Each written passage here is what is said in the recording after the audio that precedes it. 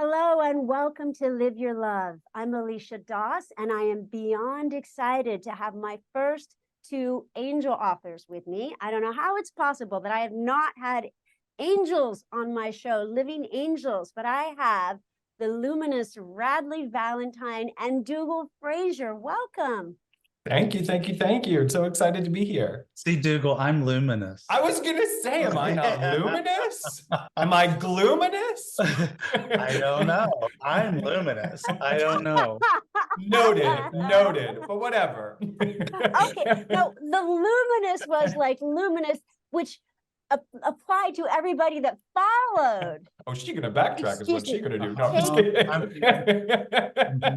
Alicia, you just have to know, this is the vibe. We completely razz each other. It's all an angel love. I love it. Are you kidding? And now I feel like I need to say the luminous Radleigh Valentine and the astounding Dougal Fraser. That I like aura-rific. Aura-rific. That's a new one. Ooh. That's aura-rific. I like that. You That's can have a good one. Go get it on. Go get the URL. Yeah, go get the URL. You are aura-rific. Aura-rific. Very nice. That's impressive that you just made that up on the spot. I feel bad that I couldn't think of an adjective that was the same as luminous, and you came up with aura-rific. Impressive. He sets the bar high. He does. So I think you guys get a sense of what you are in for. Lots of mischievous, lots of laughter, total fun. We'll try to be profound here and there. So I want to tell you guys a little bit about these two luminous, astounding, aurific guys, and then we'll be off to the races. So we'll start with Radleigh. I don't know why, just because that's the first bio I got. Don't be offended, Dougal. I'm good. Radleigh Valentine, best last name ever. A best-selling author of 10 tarot and oracle card decks and 3 books. Dude, you are prolific. Has an amazing way of making complicated topics easy to understand. He delivers angel messages and trainings with compassion, integrity, and, as you can tell, a refreshing sense of humor. Radleigh loves to show people how they can make powerful changes in their lives and has created a full range of insightful, informative, and entertaining spiritual tools, including numerous certification courses. And of course, he is co-author of this amazing deck, Angels and Auras Oracle Cards, which you're gonna hear so much more about. Dougal Fraser is an internationally recognized psychic, best-selling author, and cosmic coach. He utilizes color therapy, clairvoyance, intuition, empathy, interior design, I love that confluence, and practical advice to help people assess and attain their goals and dreams. He was an invited speaker at Own You, Oprah Winfrey Network, a live event series hosted by Own, and has been featured on TV shows such as Dr. Phil, The Real Housewives of O.C, that must have been hysterical, Dancing with the Stars, I totally want to see you dance, and Good Day L.A. He's a regular featured blogger for the Huffington Post, is the author of 2 best-selling books, and was the co-host of the late-night talk show, That Sex Show, for the Logo Network. He lives in Los Angeles with his husband. So happy to have you both. Thank you. Delighted to be here. Thanks. Absolutely. And listeners and viewers, I just want to let you know. So like I said, I just fell in love with these guys. I didn't know why. Now I'm beginning to understand why. But I had laryngitis. I could still talk, but I was talking in kind of a raspy voice. And I'm like, okay, guys, I just want to let you know, but the show must go on. And these guys said, no, Alicia, take care of yourself. We're fine. They rescheduled at the last second. So I really appreciate you guys. You're the best. Oh, our pleasure. It was like a cosmic snow day for us. We got an hour off. You got to rest all. Does that mean we have to make it up? Yes. Oh. This is the makeup. This is the makeup. Oh, this is the makeup. Yeah. You're right. So my friends, we're going to start, as we always do on Live Your Love, with calling in the light.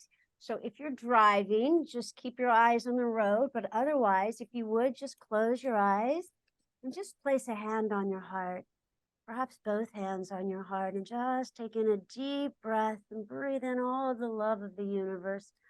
And as you exhale, just melt, let go of anything less than love on that out breath.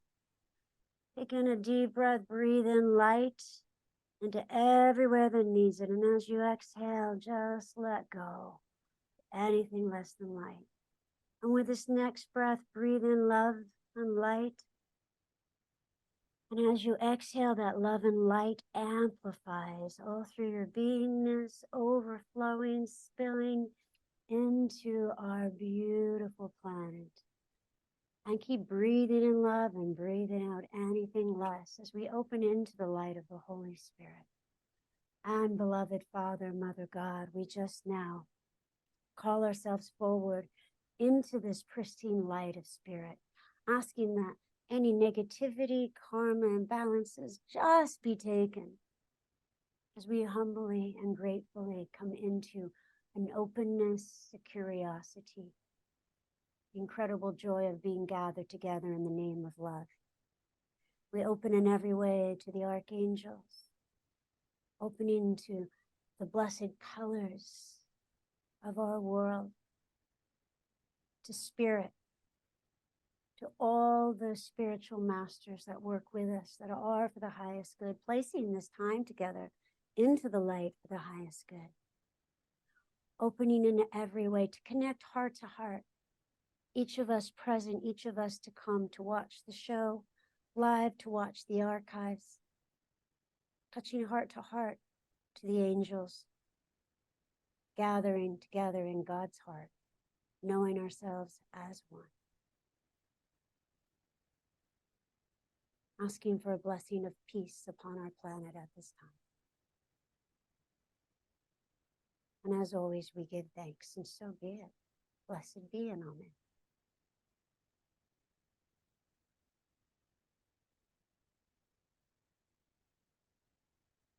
Thank you. Okay, guys. So you use this amazing word. I'm not even going to try it, but it's something like syncretism. Is that right? The blending. Yes. I'm sorry. Yes. Right. That was in the intro. Yeah. The blending of our two worlds. Yeah. So when Radleigh and I first started spending time together, we were doing our individual work, and, I would see energy and read colors, and he, of course, would connect with the angels. And we started to see this overlap between our worlds, where my definitions for aura colors were very similar to the angels that he was coming up with. And it just sort of naturally, blended together in this beautiful, beautiful way. Yeah, it was just suddenly it was like, wait a minute, we both had Hay House radio shows, right. And so we wound up we would guest on each other's shows, and then I would say something about, oh, I get Michael and it's blue and it's all this stuff, and then he'd go, but we are so weird because blue also means blah blah blah in my system, and we started to go, one of these things is just like the other, right? Yeah, I love it. That's so beautiful. I mean, just that blending of seemingly disparate paths and coming together. So I have to tell you guys something crazy. So I work with angels, as you probably guessed. I have for my entire adult life, professionally, and well, not professionally my entire adult life, but for many years. And I work with auras. Oh, wow. Every single session, I work with auras, angels, and color. How cool. Every session, every class, every private session. So I bring forward messages from the angels. Sometimes I don't mention the angels, but they inform everything. And I clear the aura the entire session. And of course, when the aura recedes and contracts, or the different colors in it, it gives me direction for the session. And I always work with color, breathing in color. What color do you need? Seeing where color is off. So it seems that the three of us are a blend as well. I love that. Yeah, it's one of my favorite bodies of work, especially the color aspect, because it's like a bridge between worlds. You know, it's one thing if you ask someone to visualize the root chakra to have their brain actually like see that. But if you ask someone to visualize orange or purple or red, it's a tangible energy that they can really use. So I think for any healer out there or seeker, using color energy is a great way to sort of bridge the spiritual world with the physical world. Well, and of course, angels are one of the most common overlays between all the spiritual belief systems throughout the world. It's one of the few things that we apparently can agree on. And so it's something that I think even people who don't have deep spiritual belief systems that they're functioning through on a daily basis, if you ask them about angels, then they'll go, yeah, okay, I'm in on that. And Right. so, and I think it's also very unintimidating. Mm. When you talk about angels, people have a sense, whether they've actually defined it or not, that this is unconditional love and it is not judgmental, and it isn't going to necessarily, it isn't going to create a situation where I feel invalidated. So people can embrace it. Mm. Absolutely. I mean, that's the thing, is angels are ubiquitous. Even atheists believe in angels. I don't know how that works. It's Right. supernatural. But they do. I've spoken to them, and you look even in different cultures, and in the book that I'm writing, also with Hay House, of course. I know. Congratulations. Thank you. That's how we got together. Um, um, I studied different religions, and they're just through I really haven't found a religion. They don't always call, like in Hinduism, they don't call them angels. They call them devas. Right. But in every religion, there's some form of a being that is clearly an angel. And I just think it's so beautiful, because it's what is the same about us rather than what's divisive. Absolutely. True. So I just, I would love to know, I wasn't going to ask you this so soon, but the thing that's so touching to me about you two is that you're both best-selling authors. You're both internationally known. And yet there's not a shred of competitiveness or a lack, you're going to steal my thunder. You just support each other. One, how the heck did you do that? And two, how do we have more of that in our world, especially our world of practitioners and people who do the same work? Well, I say this all the time. Radleigh, at his heart, is a Southern gentleman. When I started on Hay House Radio, he immediately reached out to me and was like, let's talk. I want to have you on my show. Couldn't have been like he's the nicest person on the planet. Now, we spent about an hour and a half on the phone talking about old boyfriends and gossiping a little bit and spiritual connection and all of that good stuff, but it was instant friendship. And the truth is, a lot of times when you see collaboration, you think, oh, is this just like a business thing? This was really born from friendship. This was Radleigh and I talking about our journey, having fun together, spending more time together. And we just have a good time together. I mean, just at the top of your show, like we giggle, we play with each other, we hold each other accountable, we encourage each other. And admittedly, Radleigh was the one to open the door, which I, of course, was, shocked, because I've known about Radleigh's work forever. He is brilliant in every single thing that he does. I've always had great admiration and respect for him. And now we text each other incessantly, and it's become a thing.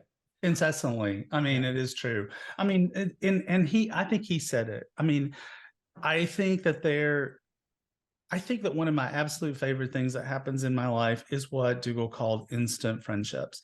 It's when you meet somebody and the connection is instantaneous, valid, poignant, powerful, hilarious, and it just was. And for us, it was like instantaneously, I want to spend time with this person.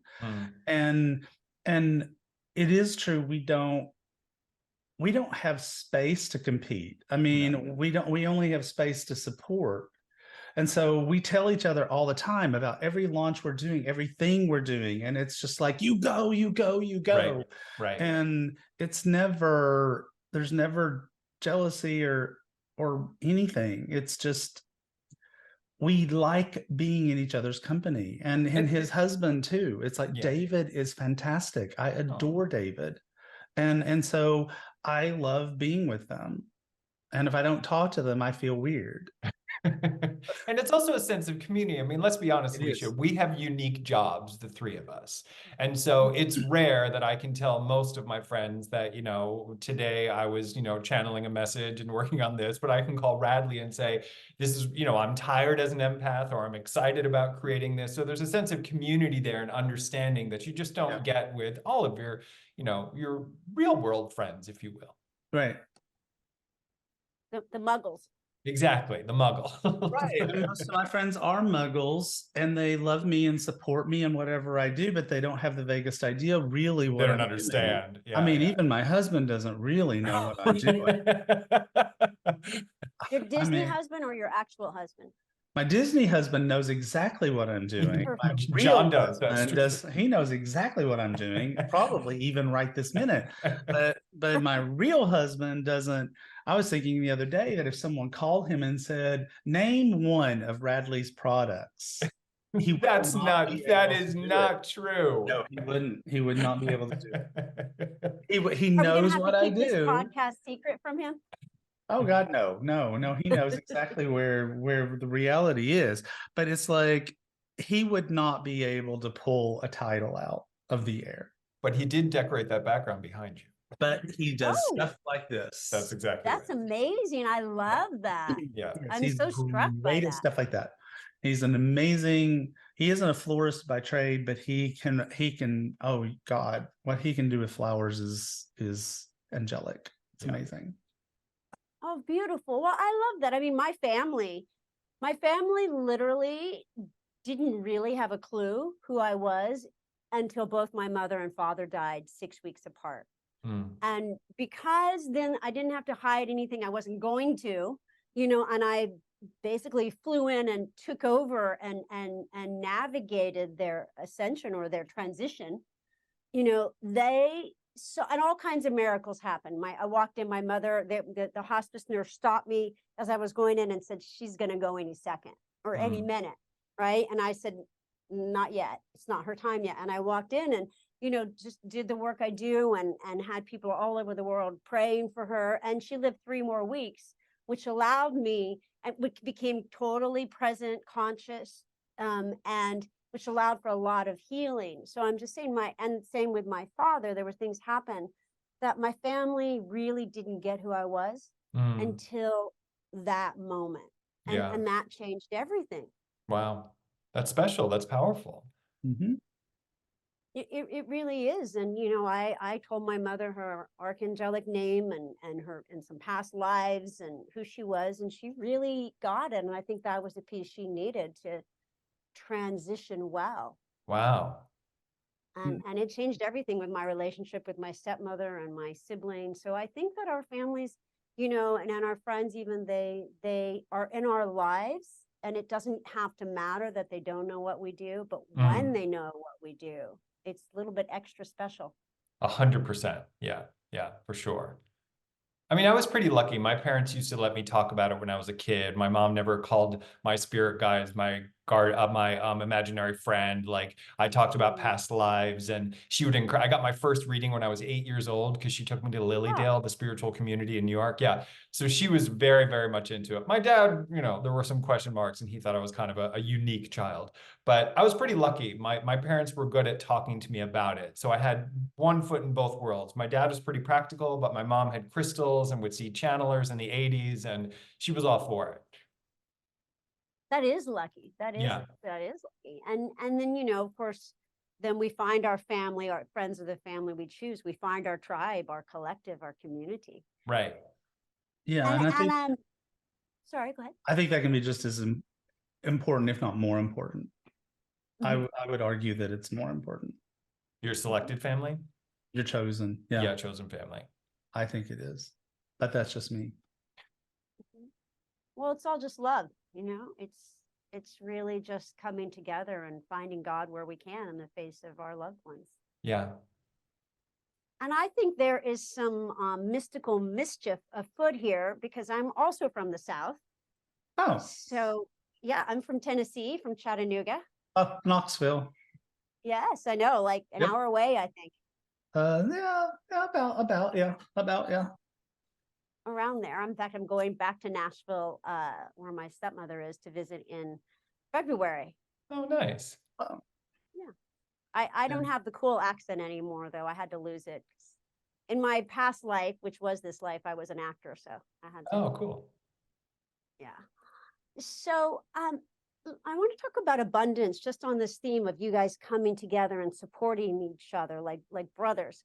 You know, I'm writing my book on my balcony, and and not by choice. I bought a townhome that was going to be just for me, and now 4 people and 2 dogs live there. Wow. Oh, wow. So my office is my balcony, and I have hummingbirds there, and I have 5 hummingbird feeders. And of course, there's way more hummingbird nectar than the hummingbirds will ever need. And yet they still fight over it, and they'll drive each other off from one feeder. And I'm like, there's 4 other feeders, dude. You know, it's plenty for everybody. And yet I realized that's instinct. You know, that is the instinct of beings. But intuition takes us into that getting above, you know, where you can see that there's plenty for everyone.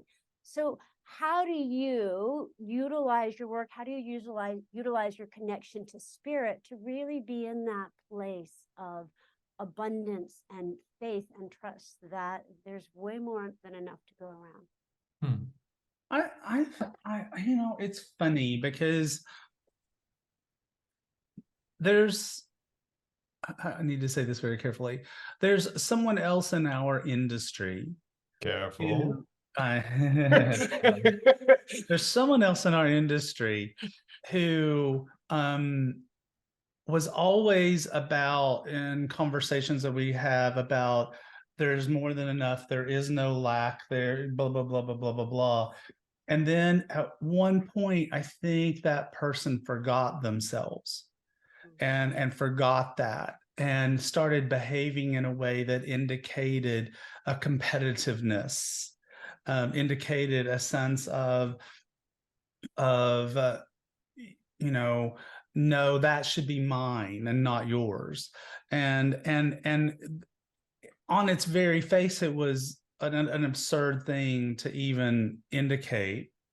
But I think that it's really important. I think that when you talk about instinct versus, and I'm not even sure I'm going to call it intuition, but instinct versus enlightenment, that we can have these moments where we're like, we have a twinge of jealousy, or we have a twinge of well, I wish that had been me, or whatever, where it is our thing as spiritual teachers, and our thing as beings of a certain of insightfulness, that we have to stop ourselves and go, no, I am not doing that. I'm not going to be that. I'm not going to behave that way. There's no guilt or shame in going there temporarily. The fallacy is in staying there. And so, and I like to remind people all the time, there's 7.8 billion people on the planet. You know, we as teachers, or we as people in the human race who are reaching out to other people for some sort of bartering of energy or wealth, or whatever the way this weird world works, we have to remember that there is more than enough. There is plenty. And so I think that we just have to be awake to ourselves. We can't fall asleep, because if we fall asleep, then we fall into our instincts, and those don't serve us. I also think we sort of live in an era where we're constantly being invited to compare ourselves to other people. Yeah. You know, there's a beauty Totally. to social media, but then there's the numbers and the likes and the responses and all these things. So I have an affirmation that I tell clients and I tell myself all the time, which is eyes on my own paper. I don't need to be looking at what anybody else is doing. If I'm asleep at night and I feel content and I feel uplifted and I feel empowered and I feel inspired, then I'm doing everything right. The minute I start thinking someone has more than me and I need to change something and that means there's something wrong with me, or if I feel that sort of ego-driven thought, which certainly happens, I'm a human being, But I go back to eyes on my own paper. What do I want to experience during the day? What opens my heart? What makes me feel connected? And that's just always been how I try to make most major decisions in my life, and keeps me moving forward and feeling satisfied and inspired and all those good things. I think that's 100% true. I think social media is one of the most personally invalidating things that's come into our lives, because as you say, we are constantly, or people are constantly comparing themselves to everybody else and everybody else's accomplishments, and everybody's accomplishments are put through a filter to make them look more beautiful and more perfect. And just creating this whole thing that just continues to exponentially get out of control. Yeah. And so, like you said, eyes on your own paper. I love that. I love that. Absolutely. And you know, I just went to one of the advantages of living in LA, as you know, Dougal, is there's lots of events that happened here. And I just went to one with Brendan Burchard, and he said the number one thing that stops people from, and he's also a Hay House author, that stops people from succeeding is envy. Mm. You know, it's looking outside of ourselves. And when we come back inside, it's just immediately and completely fulfilling. Yeah. One of the many things, this is the fun, ready, it's a confession. Are you ready for my confession with Please. you and me and a couple 100,000 of our best friends? This is the first card deck I have ever worked with. Really? Wow. Really? Wow. Really? Huh. Not anything at all against cards. It's just I have been so consumed on studying just about everything else, you know, deep meditation, and my path is a blend of East and West. So I'm an ordained Christian minister, as well as study a very deep Indian path of Eastern mysticism, initiation with the sound current. So I just haven't gotten around to decks, and I love this. It's fun. It's like you guys. It's Thank fun. you. It's playful. It's colorful. It's profound. Thank you. Yeah, we Brad, made it for you. Yeah, I appreciate that. Is so Yeah. kind of you. We did. We totally were like, you know what? Alicia works with angels and she works with auras. Done. We need her. She needs a deck. So angels and auras. So what I was going to say about this is I love that you guys use several different disciplines. That's also my path. So you have numerology, astrology, of course, angels, of course, archangels, of course, auras and colors, but you also have many different disciplines that go into it. And as I was sharing, my path is a blend of many different disciplines, as is my work. And I love that you have, you know, I think the thing with religion that can turn people off is people go, my way is the way to God. Of course, there's holy wars, there's jihads, there's, you know, people fighting against your God is, you know, my God wins. And of course, that's not the God we know. And I love that you blend so many different disciplines in here. Could you just talk a little bit about how that came about, both for you personally and in my deck, my Alicia deck, Angels and Auras? Well, part of when it started to take form of becoming a deck, we really went through the history of our work and the honor that we've had and the privilege that we've had of so many people coming to seek our counsel. And both of us have had people from all walks of life, from all different corners of the world. We've both spoken internationally as well. So when we were creating definitions for the deck, a lot of times we would call upon past client experiences, and we would describe what they looked like, the background, their faith, whatever part of the world they were coming from. And what we started to realize was we wanted the deck to have as wide of a door as possible, that everyone felt seen and everyone felt validated. And angels present themselves in so many different ways. So it doesn't matter what faith they're coming from. And really, it was based on client stories. And we'd say this person was going through that, and how would you reflect that imagery in the card? And it was a really fun, beautiful, beautiful process. So I'm glad that people can see the diversity. I'm glad that people can see the different belief systems. And let's be honest, Radleigh and I are both, you know, people that have studied 9 million different things. We're constantly talking about different decks and books and bodies of work. So it's also a reflection of our enthusiasm of spirituality. Right. Yeah, and plus it is very important. Representation matters. It Yeah. just does. And so we wanted people to be able to see themselves in our deck, no matter who they were. It was important to us. We wanted them to be able to have that feeling. And it's real easy to get tunnel vision. And so we just didn't. And I think it's well known that I'm a recovering certified public accountant. And so I had an Excel spreadsheet. And so Radleigh's the only spiritual teacher that I couldn't make a spreadsheet if you paid me to. Radleigh has everything in his spreadsheet. I will say to him, wasn't I on your radio show once? And he'll go to a spreadsheet and say, yes, it was December 8th. And the show title was, I mean, who keeps that stuff? But he puts everything under. He writes his books in a spreadsheet. He is, yeah. Well, I don't write the literal book. I write my outlines in an Excel spreadsheet, and it's so funny.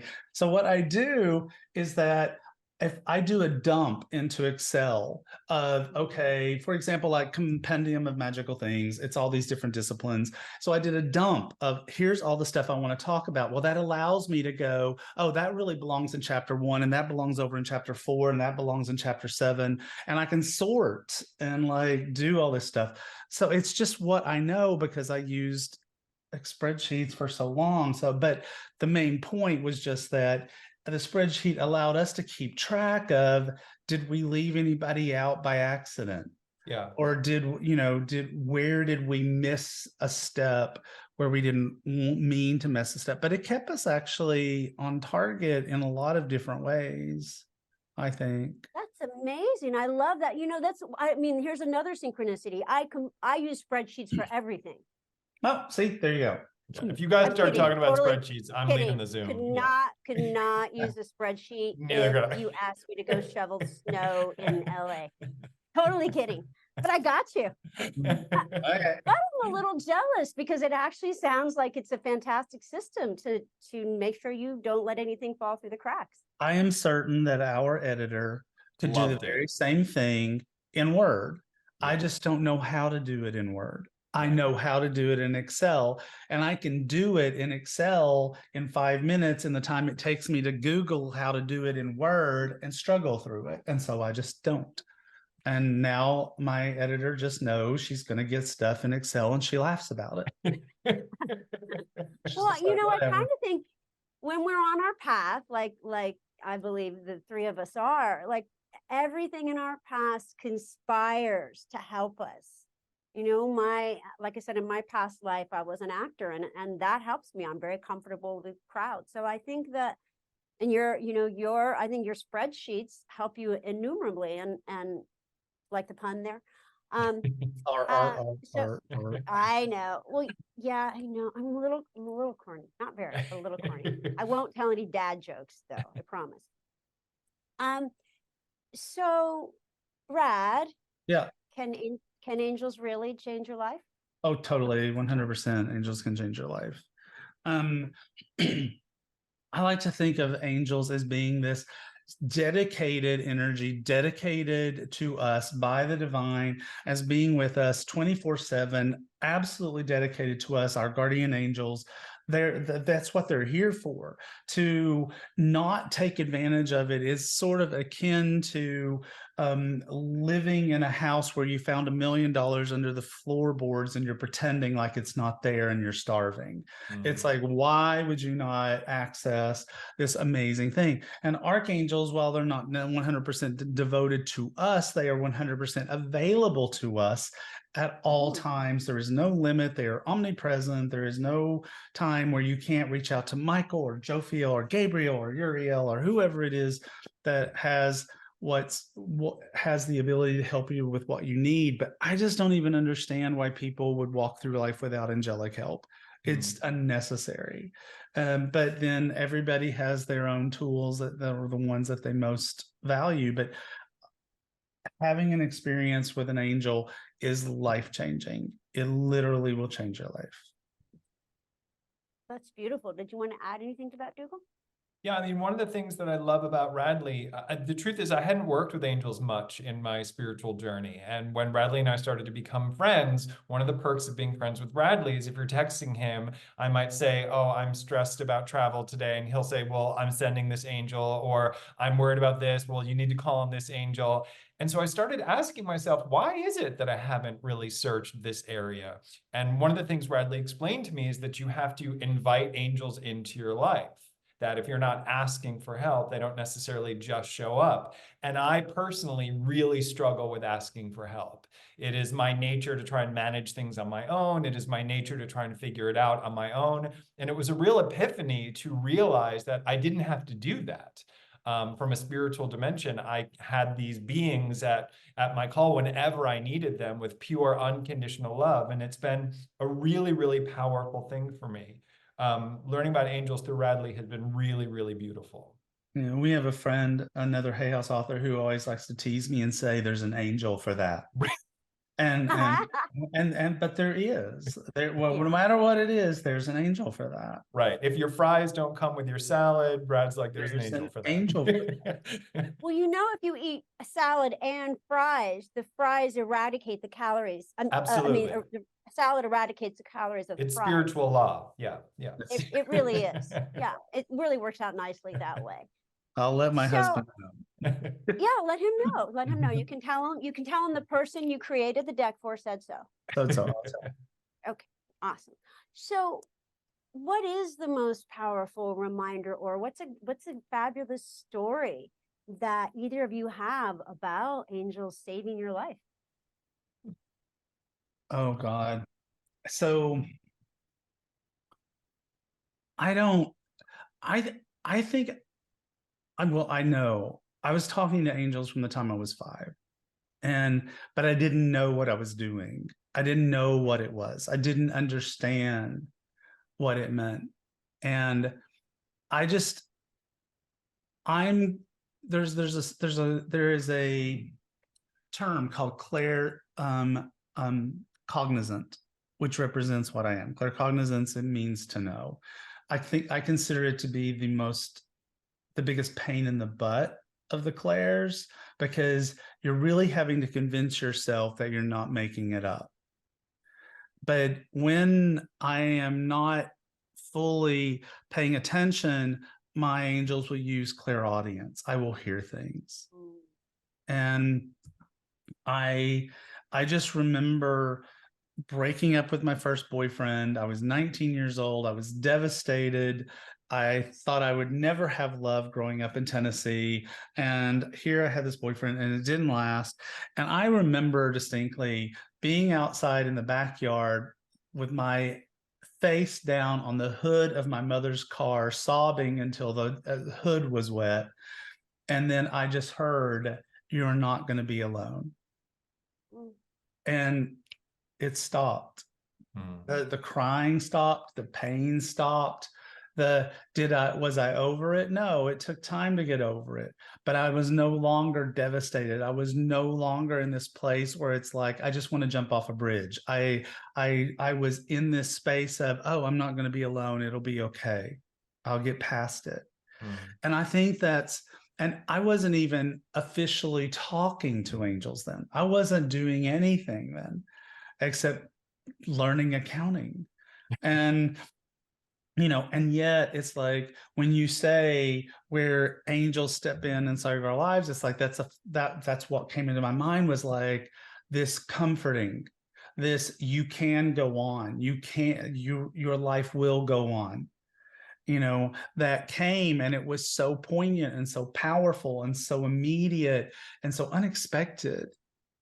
And as far as saving my life, it's like my angels forced me to buy a car when I did not want to buy a car. I did not want to buy a car. And they insisted.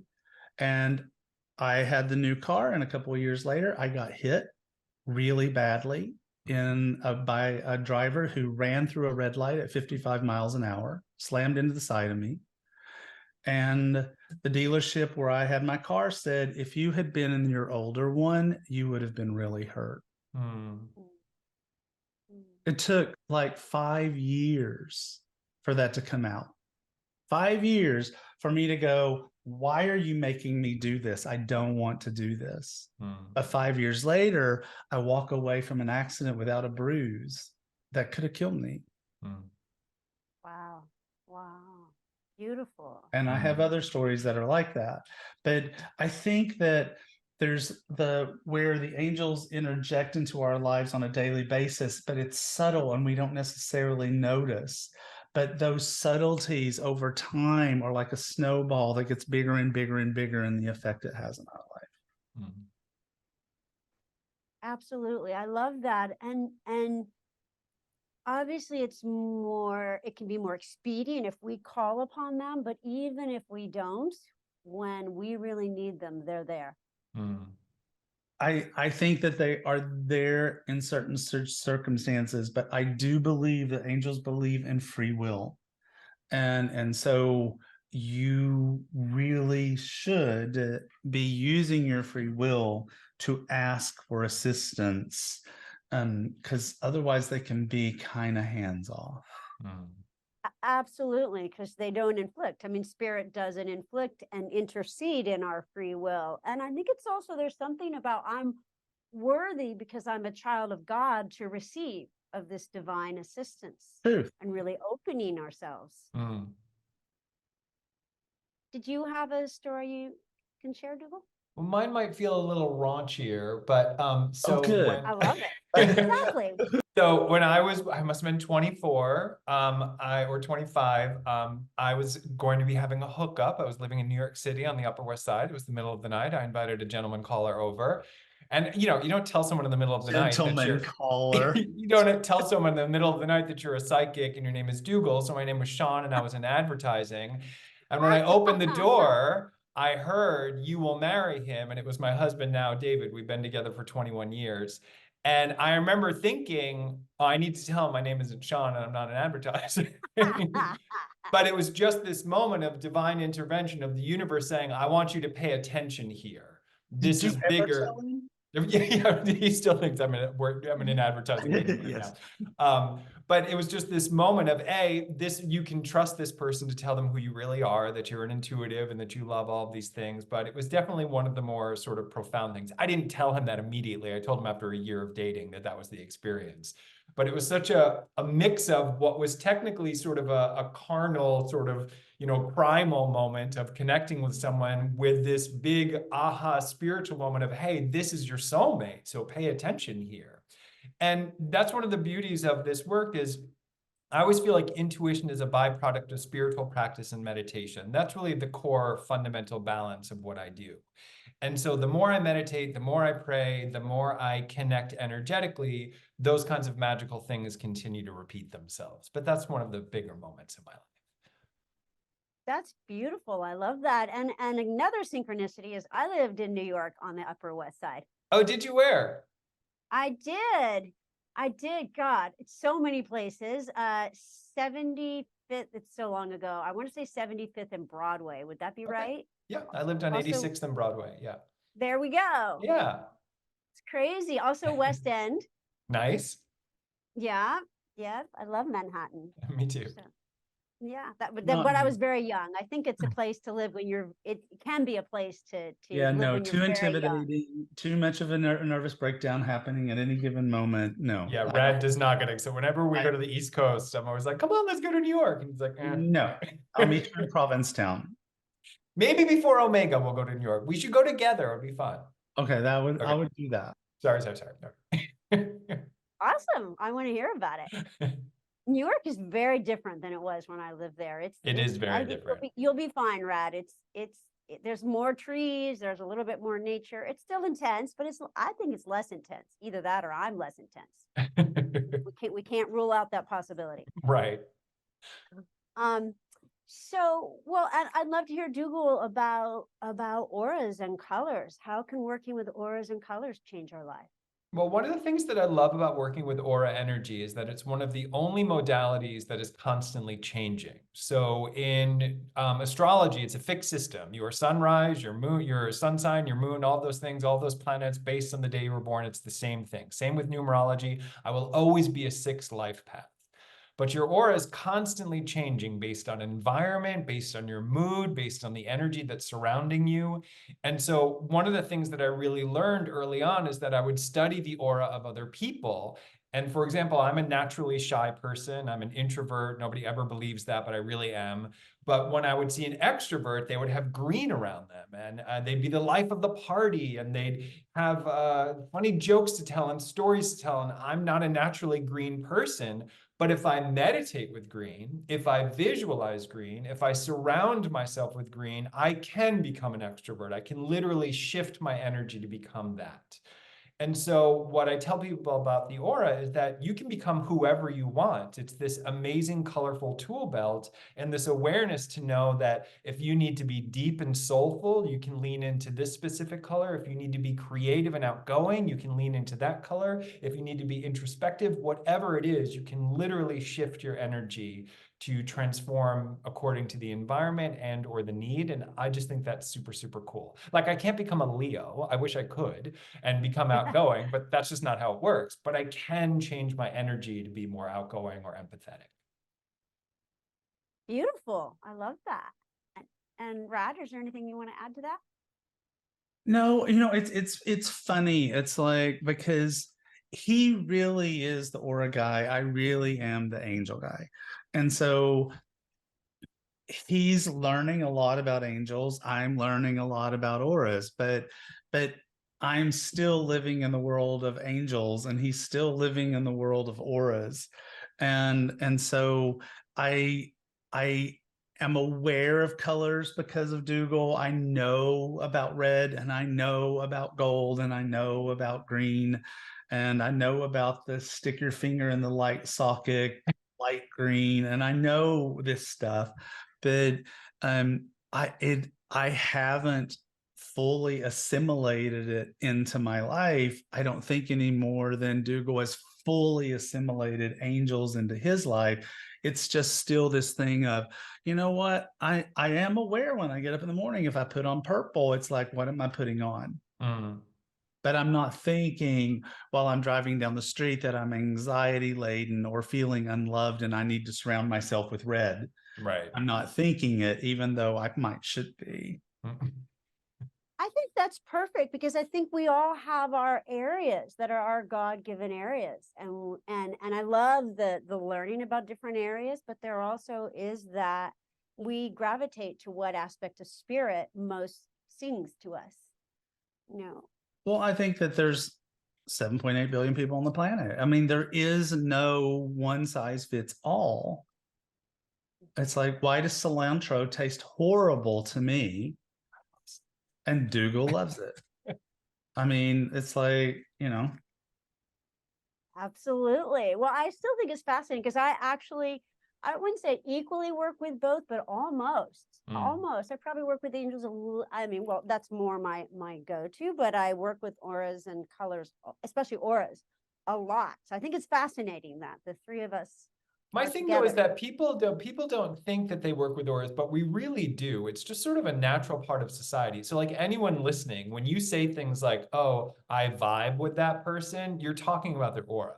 If you say we had chemistry, you're talking about their aura. If you say I did not like the energy of that person, you're literally talking about their aura.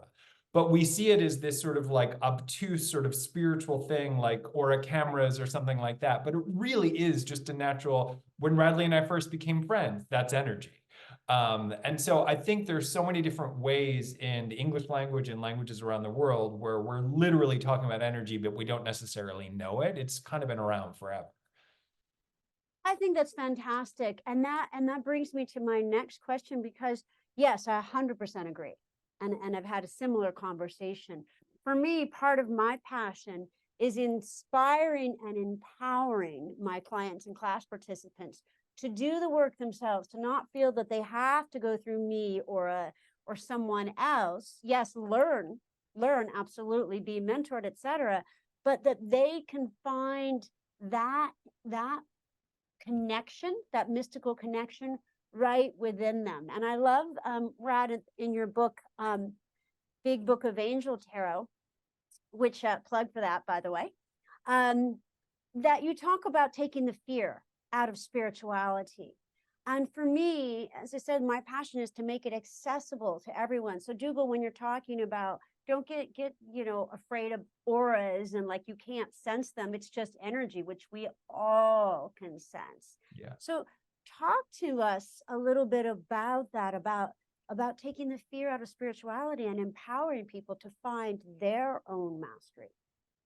I think that showed up for me in particular around tarot, because or tarot, it's pronounced different ways in different parts of the world, and so I seem to like flip back and forth at this point. But yeah, right. So, but I think that it had such a fear surrounding it. It for lots of reasons. It started with a Golden Dawn where they wanted everything to be secretive and they didn't want anybody to know anything about it. And so they made it all secretive. Then we have religions that wanted to like get involved and go, no, you can't know anything past the five senses, because if you do, you're more too empowered and we can't have that. And so I think when I started working with tarot, there was a lot of like scary words and scary imagery in it. It was from the 16th century. It was not a pretty time. And, people were illiterate. And so we had things like the devil or death or these cards that had this gruesome imagery that really didn't have anything to do with what the cards meant at all. It was unrelated. But it created fear. And so when I first did my first card deck, which was called Angel Tarot Cards, I stripped all of that out. And I didn't water down tarot. I didn't water down the spiritual experience of it. I merely said, we don't need to call somebody a fool. We can call them a dreamer. And we can have both sides of that term. We don't need a devil card, because no guy in a red suit with a pitchfork is going to show up in your life because that card showed up, but your ego may be in play. And so for me, it was about taking something that people had learned to be afraid of and say, this isn't something to be afraid of. It's something to empower you. Taking out symbolism that was frightening, but putting back symbolism that was empowering.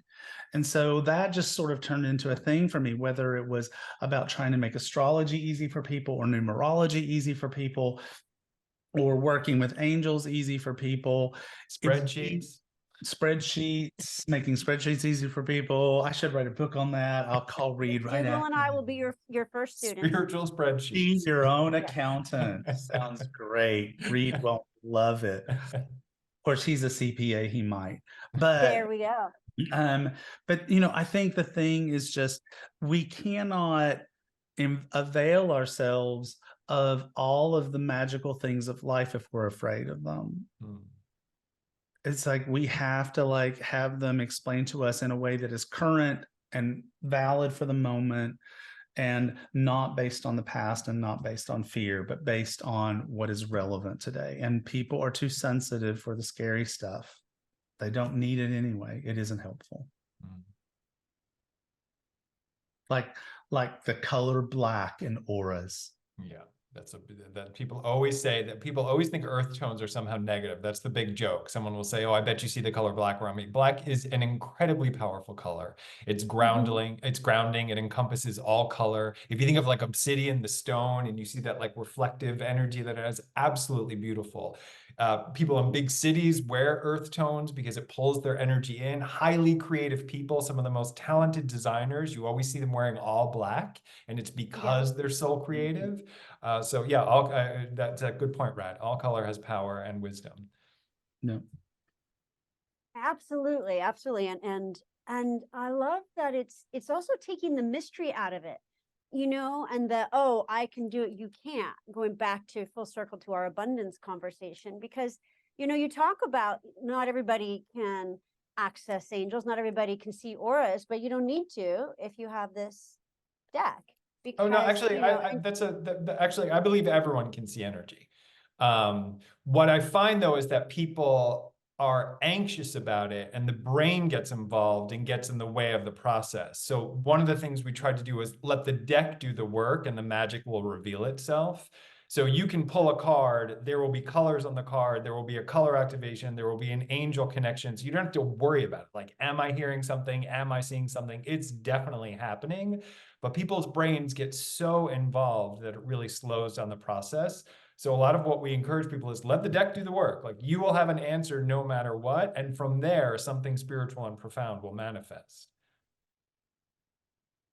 that's beautiful. Absolutely. So, not to spring this on you, but what do you think about the idea of you guys doing pulling a card for me? I'd love Okay. to. Sure. You want to start, Red?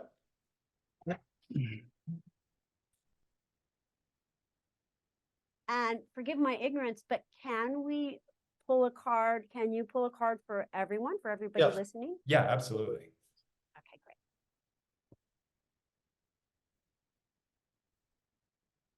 That's interesting.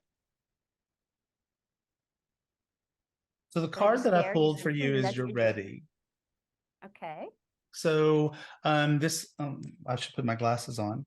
So every card in this deck has what we call a color bar. And so at the top, there is a number. So it's like this one's card number 43. So we can look at the angel number of that, which 4 + 3 is 7. 7 is you're on the right path, AKA you are ready. All right. You're ready. There's always an angel whisper, we call it. So there's a sign, a symbol that has to do with the angels in here, and our dad here has an angel Feather. feather as a Tattoo. tattoo. Thank you. That's the word. Couldn't pull a tattoo out of my head for some reason. So this card talks about momentum and validation and encouragement and being prepared. I think it's funny that your background is sort of a turquoise color. Dad is wearing turquoise here. Turquoise a color activation. It's a part of the color activation, which in this case, I think it's gold and turquoise, or is it yellow and turquoise? Gold and turquoise. Turquoise. Right. Yeah, it's gold and turquoise. And so here we have this guy, and he's got his kid's bicycle. And what is he doing? He's taking the training wheels off. They're ready, right? You want to talk about the color activation? Yeah, so the color activation there with gold and turquoise. Turquoise is about rising above something, seeing it from the divine perspective. So your work with angels makes perfect sense. It's also about forgiveness. Turquoise usually comes in when someone's had significant hardship in their life, like big, big stories. I learned about turquoise because I'm a sexual abuse survivor. It helped me rise above something that was so painful. Like, I had to just get as high, as high, as high, as high, as high. So you have this ability to help people rise above their problems and see it from a different perspective. And gold is interesting, Alicia, because when I hear your voice, I do see gold when you talk. Gold is the color of independence. Gold is someone that turns all of their visions into reality. It's not happening in the order you expected it, but everything you set your intention for has happened. So there's a drive there. There's an interest in creating vision into reality. What's interesting is that I pulled card number 22, which is everything is okay.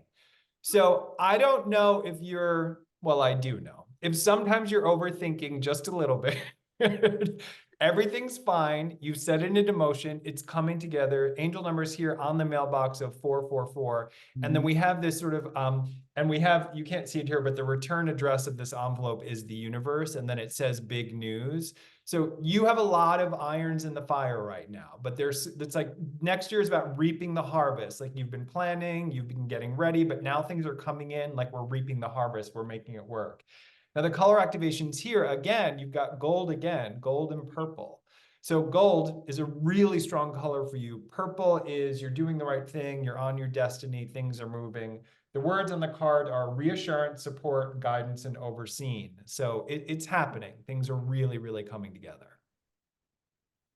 Wow, I love that. So beautiful. And yes, very apropos and accurate. And that was gorgeous. Thank you. And then my card, I pulled a card for the group. I don't know if you pulled one yet, Great. Brad, but I got Open Your Heart to Love, So these are all message cards. So the deck is broken into two categories. There are main color cards or core cards, which have one angel. And then these are all message cards, which have multiple angelic meanings and then multiple colors as well. So open your heart to love is vulnerability, forgiveness, allowing, and community, which I think is the theme of next year. We need compassion. We need connection. We need to see each other's hearts. So this is kind of how I'm stepping into the new year. So anyone that's watching or listening, I just think opening our heart to love, self-love, loving each other is really, really important. I love that you said that. And here's why I love that you said that. I just literally spent all morning long doing a blog and a podcast that is all about my projections for 2024. And I started it with a card from tarot that talked about what is the overarching theme of this year. And it was Knight of Water, aka Knight of Cups. Yeah. So the whole overarching theme for 2024, and it showed up in the 12 months worth of readings, is love. It is doing what you love, embracing what you love, being who you want to be. It's loving about other people. love. Right. So that card, I love that. And we can do that because I happen to pull a core card just to illustrate the point, and it is the Guardian Angels card. Card number 3. And so this card says protection and clarity and spirituality and wisdom. And I love that this is the card that I wound up getting to pull for your people, since I'm an angel guy. It's like, make part of 2024 for yourself about getting to know your guardian angels. That's beautiful. What and I love that your card was about love and community and coming together and joining heart to heart. And of course, our guardian angels can help us do that. I mean, I think our guardian angels talk to each other, especially I do think if they people communicate. are. Yeah, no, I think they communicate. Yeah, Mine especially and if people Dougall's just go off and tell dirty jokes and shopping, what have you. and shop. shopping and shop. Okay, awesome. We see, what are the odds? There's another synchronicity. I like to shop. I know that's far-fetched and it's hard to believe. So let's just move into a meditation and see if we can experience a bit of what Dougal and Rad have been talking about. So, beloved listeners and viewers, if you would just again close your eyes, unless you're driving, and really open your hearts. Open your heart to receive of the light of the Holy Spirit, the light of the Christ, the light of love. And let's just connect in community, as our card said. Connecting deeply into an awareness that we are one. And this day, let us focus on what is the same with each other rather than what is different. Let us include rather than divide. Let us open our hearts in an even deeper width, breadth, depth into who we are, that we can know that all the hurts of the past have been seen and witnessed by the angels. And just now, if you would, place your hands in front of you, cup your hands in front of you, and place into your hands any of those past hurts. If you've walked a difficult path, it's grown you, but there may be residuals. So just place that into your hands. Any residuals, shadows from anything in the past, could be something current. And close your hands around it. And on the count of 3, we're going to lift it up and give it to the angels. 1, 2, 3, and let it go. And just see it being taken as the beautiful gold light of spirit now rains upon you like confetti, opening your hearts to your guardian angels, to your archangels. Just being aware of your auras filled with the most pristine light, and just see what that color is that you need most. Trusting your intuition. Just see what color it is you need most now. And now take in a deep breath and breathe in that color like you're taking a deep sip of water. And that color now flows into every cell of your body, healing you, clearing you, cleansing you. And that color now fills your mind, your thoughts, your emotions, your auric field. Expanding out now. Your aura expands to touch the room that you're in, expands to touch the city, expands now all the way out into the galaxies and up and down into the highest heavens and deep into the core of the earth, that you might know that you are rooted, stable, grounded, touching in to the spinning golden orb in the core of the earth, touching into all magical beings, even as your spirit soars and wings its way across the heavens with the angels.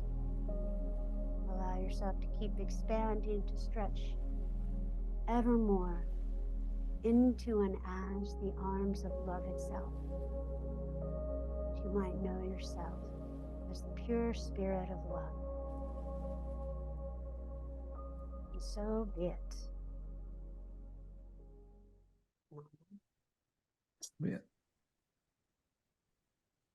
All right, my beloved friends, I wanted to tell you a little bit about angels and auras. So you can find this at, let me see, we are looking for go ahead and, aaoracles.com, aaoracle.com. It's only $21.99, which is an incredible price for this. Is gold, this deck. I absolutely love it. As you know, it was created just for me. And this is really for those looking to bring just more magical vibrancy to your spiritual practice. As Dougal said, the more you practice, the more your intuition, the more your attunement increases. So this is a beautiful access to spirit through these cards.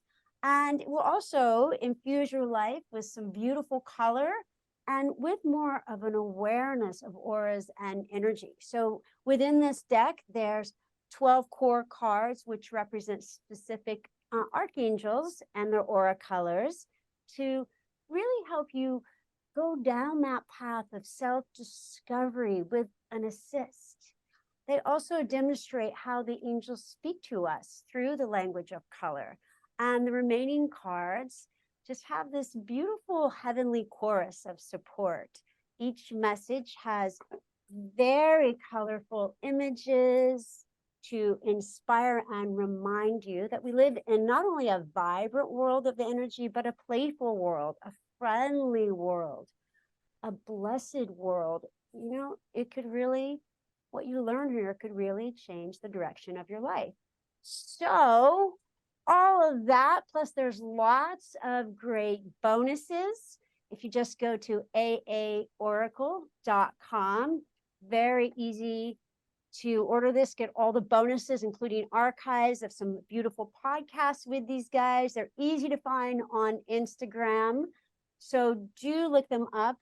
Buy my deck. This, you know, heretofore shall be known as Alicia's deck. Angels and Auras. It's really a gorgeous, gorgeous deck. Oh, thank you. Thank you so much, you guys. Are there any parting messages you'd like to share with our listeners? Nope. You can find me at radleighvalentine.com. And what was your name again? It's Dougal. Oh, okay. No, it was a pleasure to be here. Thank you so much for inviting us. We love what we do, and it's always fun to celebrate with someone else who does amazing work as well. Thank you so much. Blessings to you. Lots of love to you both. And hopefully we'll get to meet soon. Sounds good. Thank you so much. Thank you, beloved listeners, for joining us for Live Your Love. Next month, we have Bill Gladstone, amazing agent of Eckhart Tolle, Wayne Dyer, and myself, and Master Shah, who's a best-selling author of 4 New York Times bestsellers and a master healer. So live your love. God bless. Bye-bye for now.